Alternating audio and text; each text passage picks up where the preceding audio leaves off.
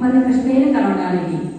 అక్కడ ఉన్నటువంటి ద్వారపాలకులతో అంటున్నారు వాళ్ళు, నాయకనా ఇన్నేంద్ర అంటే మాకు స్వామి అయినా కోయిల్ కాపానే తిరుమాళికను రక్షించుచున్నవాడా కొడి తోన్rum ధ్వజములచే ప్రకాశించుచున్న తోరణ వాసల్ కాపానే మకర తోరణములు గల ద్వారమును రక్షించు ద్వారపాలకుడా మణికదవం సుందరమైన తలుపు యొక్క ఆయుష్యుడు మీరో ముక్కు ఆ తలుపును తెరవయ్యా అని చెప్పేసి గొప్ప బాలికలం, మేము గొప్ప బాలికలము, ఏమీ తెలియనటువంటి గొప్ప బాలికలం వచ్చాము.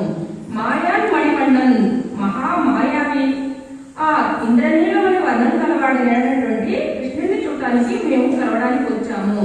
నన్నునే వాయి నేరిందాన్ నిన్నునే మాకు కావలసినవన్నీ ఇచ్చినట్లు చెప్పినాడు. తూయోమాయ్ ఒన్నం పరిశుద్ధమై వచ్చినాము. తుయులక పాడువాన్ నిద్రల నుండి లేపుటకు సుప్రభాతము గానం చేయుటకు గాను మేము వచ్చాము. వాయాలు ఉన్నం మాట్లాడే మీ నోటితో ముందుగానే మాకు అడ్డు చెప్పవద్దు. అమ్మా అంటే స్వామి నీ నేస నిరేకదం గట్టిగా చేయి పొందికగా ఉన్న తలుపులను తీయండి అని చెప్పేసి చెప్తున్నారు.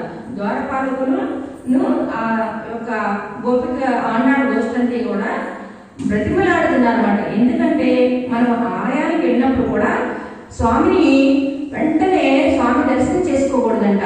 అక్కడ ఉన్నటువంటి ఫస్ట్ ప్రదక్షిణం చేసి ధ్వజస్తంభానికి నమస్కరించుకుని, ఆ తర్వాత క్షేత్రపాలకునికి నమస్కరించుకుని, ఆ తర్వాత ఇరువైపులో ఉన్నటువంటి ఆ యొక్క సేవకుల్ని నమస్కరించుకుని అప్పుడు స్వామి దర్శనం చేయాలంట. ఎందుకంటే ఆయన కంటే ముందుగా ఆయన దాసులకి దాసులుగా ఉంటేనే ఆయనకి ఇష్టం అనమాట. ఆయన దాసులకి ఏమైనా కష్టం వచ్చిందంటే స్వామి వెంటనే ఆయన స్పందిస్తారనమాట. తనదేమన్నా ఆ స్వామి పట్టించుకోరు, కానీ తన దాసులకు మాత్రం ఇబ్బంది పెట్టే వాళ్ళని మాత్రం అసలు ఏమాత్రం కూడా ఉపేక్షించినటువంటి మన స్వామిని ఇవాళ అన్నా గోష్ఠంతా కూడా బ్రతిమలాడుతున్నారు. ఓ స్వామి అని పిలుస్తున్నారు. చూడండి అక్కడ ఉన్నటువంటి ఆ ద్వారపాలకులు వారు కాపలా వాళ్ళు కదా, నందవజంలో ఉన్నటువంటి వారు అందరూ కూడా ఎంతో ఐశ్వర్యవంతులు. మనం ఇంతకు ముందే చెప్పుకున్నాం, ఒక్కొక్క గోపిక ఇంటికి వెళ్తే వారి యొక్క తలుపులకు కానీ, వారి యొక్క కిటికీలకు కానీ, వారి యొక్క పరదాలకు కానీ మణిమాణిక్యాలతో ఉన్నటువంటి అనమాట. ఇప్పుడు మనం మార్పుడు సలా ఎలా వేసుకున్నామో వాళ్ళకి అంత సంపన్నం, అంత ఐశ్వర్యం అన్నమాట. మణిమాణిక్యాలతో పొందబడేటువంటి ఆ యొక్క భవన యొక్క అందం అట్లా ఉండేది. ఆ విధమైనటువంటి సర్వ సంపన్నులైనటువంటి నందవ్రజు అనమాట. వారి ఇల్లు ఎలా ఉంటే మన అందరికీ నాయకుడైనటువంటి నందుని యొక్క ఇల్లు ఎలా ఉంటుంది, అందులో పరమాత్మ ఉండే ఇల్లు ఎలా ఉంటుంది, అది కోయిల్ కాపానే, అది ఇల్లు కాదు, కోవిల గుడి లాంటిది అనమాట. అటువంటి గుడికి కాపాడున్న వాడిని బ్రతిమలాడుతున్నారు. ఏమయ్యా మాకు కొంచెం తలుపులు తెరవయ్యా అన్న మాకు మా కృష్ణయ్య ఆ ఇంద్ర నీలమణి రంగు కలిగినటువంటి కృష్ణయ్య మాకు మహామాయాయుడైనటువంటి వాడు, మాకు కావాల్సినటువంటి సంభారాన్ని ఇస్తానన్నాడు. మన వ్రతానికి నువ్వు కొంచెం తలుపు తెరవయ్యా అని చెప్పేసి బ్రతిమలాడుతున్నారు. ఆ తోరణాలు, ఆ ద్వారాలు ఎలా ఉన్నాయంట, మకర తోరణాలుగా ద్వారము రక్షించు పాలకుడా సుందరంగా ఉన్నాయంట. ఆ తలుపులు కూడా ఎంతో అతి సుందరంగా బంగారు తలుపులు అన్నమాట. అటువంటి ఆ తలుపులు కూడా ఎలా ఉన్నాయంట, దగ్గరగా నొక్కేసి, ఎందుకంటే ఎటువంటి ఆపద మా కృష్ణయ్యకి ఎటువంటి మాయలతో కూడినటువంటి రాక్షసులు వస్తారో మా కృష్ణయ్య ప్రాణాలు తీసుకెళ్ళడానికి అని చెప్పేసి అంత జాగ్రత్తగా, అంత భద్రంగా తలుపులు కూడా మూసి కాపరాలు కాస్తున్నారు అనమాట. ఆ నందగోపుడు యొక్క పర్యవేక్షణలో ఉన్నాడు. అంటే ఆచార్యుల యొక్క బందీలో ఉంటాడనమాట. ఆచార్యుల అనుగ్రహం కలిగితేనే ఆ కృష్ణుడి అనుగ్రహం కలుగుతుంది. గురువుల అనుగ్రహం ఉంటేనే మన యొక్క అజ్ఞానం వెళ్ళిపోతుంది. ఆ అజ్ఞానం వెళ్ళిపోయి ఆ పరమేశ్వరుడి యొక్క, పరమాత్మ యొక్క పాదాలు పట్టుకోవాలనే జ్ఞానం మనకు కలుగుతుంది. గురువు కటాక్షించకపోతే ఆ స్వామి కటాక్షం అంత తొందరగా లభించదనమాట.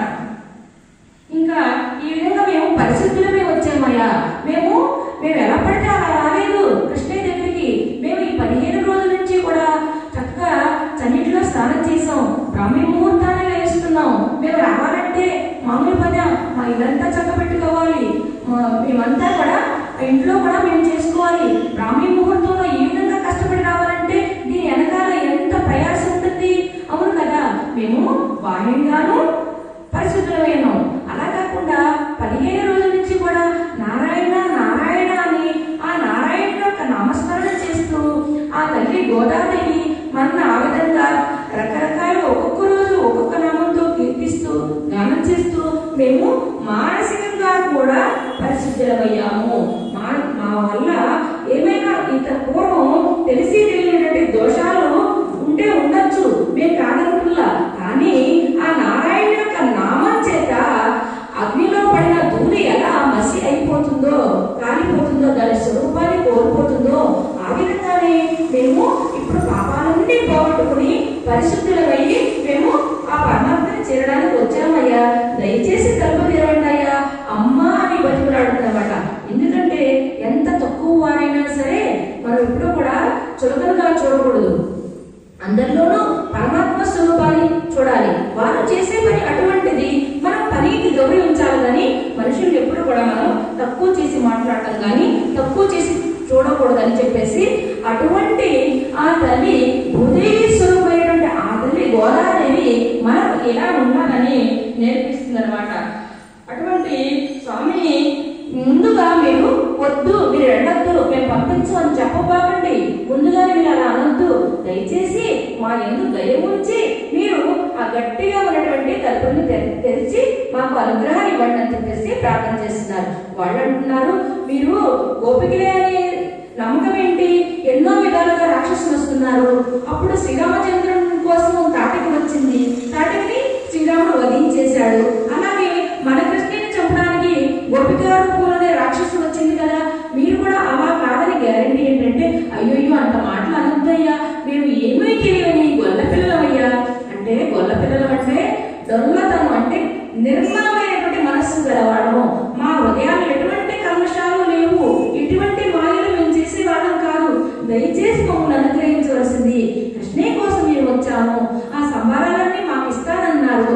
పరై అనే వాయిద్యాన్ని ఇస్తానన్నారు. పైకి చూపించడానికి పరై అనే వాయిద్యం, పరాయి అనే వాయిద్యం కోసం ఇంత ప్రయాసపడాల్సిన అవసరం లేదు కదా. పర అంటే పరతత్వం, పరమపదం అనమాట. ఆ శ్రీకృష్ణుని చేరుకోవడమే అందరి పరతత్వం కూడా అదే అనమాట. ప్రతి జీవుని యొక్క పరతత్వం ఏంటి? జీవుడు పరమాత్మను చేరుకోవడమే చివరి దశ. పరమాత్మను చేరుకోవాలంతకాలం ఇలా పునరపి చరణం, పునరపి మరణం, పునరపి జననే జడకేశీనం ఏ సంసారే బహుదుస్తారే కృపయాపారే పాయిమురారే.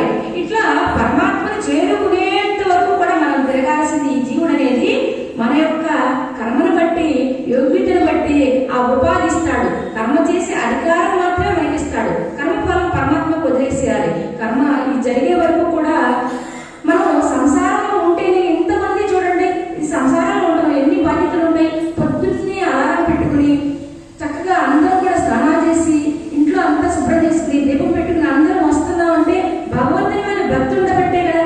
సంసారి తలుస్తాడంట, సన్యాసి కంటే గొప్పగా సంసారి తలుస్తాడంట. ఎందుకు తలుస్తాడంటే ఈ పనులన్నీ చక్క పెట్టుకుని రావాలి కాబట్టి తొందరగా సంసారంలో ఉన్నవాళ్ళు ఆ విధంగా ఆ పరమాత్మని సేవించుకుంటే ధరిస్తారంటే. ఈ విధంగా మన తల్లి ఈరోజు ఆ నందభవనంలో ఉన్నటువంటి ఆ యొక్క ద్వారపాలకుని ఆ విధంగా ఎంతో ప్రార్థిస్తున్నారు. స్వామిని కలవడానికి మాకు అనుమతి ఇవ్వాల్సింది, మాకు పరగనే వాయిద్యాన్ని ఇస్తానన్నారు, మాకు కావలసినటువంటి ఆ సంభారాన్ని కూడా సమకూరుస్తానన్నారు. మాకు మేము ఎక్కడ తప్పిపోతామో చీకట్లో అని చెప్పేసి ఆ ఇంటి మీద ఒక ధ్వజం కూడా ఏర్పాటు చేశాడు. అందుకే మేము డైరెక్ట్ గా ఇక్కడికి వచ్చాము, దయచేసి అనుగ్రహించవలసిందని ప్రార్థిస్తున్నారు. మనమందరం కూడా అట్లాగే ఆ ఆచార్యుని, ఆ యొక్క దేవగణాన్ని కూడా మనం ప్రార్థించుకుని ఆ గోదాదేవి గోష్ఠి ఎంత